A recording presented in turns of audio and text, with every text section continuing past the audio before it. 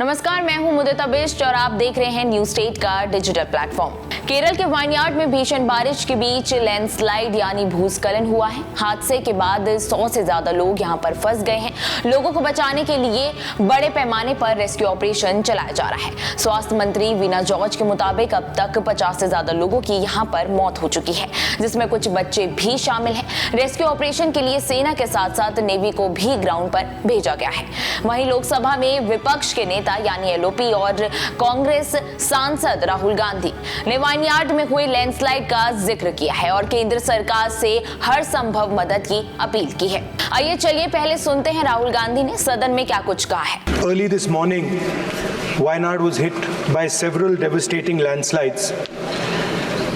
More than 70 people have been killed.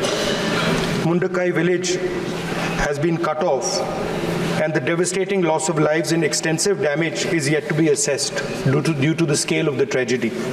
I have spoken to the Honourable Defence Minister and the Chief Minister of Kerala. I request the Union Government to extend all possible support for rescue and medical care, immediate release of the compensation to deceased people, if that compensation can be increased as well, restore vital transport and communication lines, set up relief at the earliest, and prepare a roadmap for the rehabilitation of the affected families. Okay. Even as I speak, the threat of landslides looms over many areas in Wayanad and the Western Ghats. Our country has witnessed an alarming rise in the landslides in the last few years. There is an urgent need for mapping of landslide-prone areas and to take up mitigation measures and an action plan to address the growing frequency of natural calamities in the ecologically fragile region. Thank you, sir. Rahul Gandhi ने आगे कहा कि महत्वपूर्ण परिवहन और संचार लाइनों को बहाल किया जाए, जल्द से जल्द राहत की व्यवस्था की जाए और साथ ही प्रभावित परिवारों के लिए फिर से रहने की कोई जगह देखी जाए। जब मैं बोल रहा हूं तब भी वायनाड और पश्चिमी घाट के कई इलाकों में भूस्खलन का खतरा मंडरा रहा है। उन्होंने आगे कहा कि हमारे देश में पिछले कुछ सालों में भूस्खलन में खतरनाक बढ़ोतरी देखी गई है।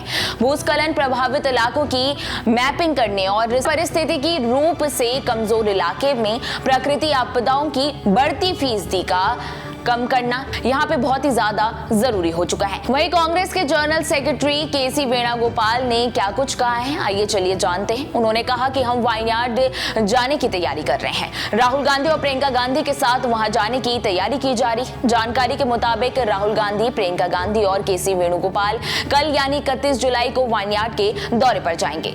जानकारी के मुताबिक लैंडस्लाइड मंगलवार को सुबह तड़के करीब 2 बजे हुई। इसके बाद सुबह करीब 4:10 पर फिर से लैंडस्लाइड हुई।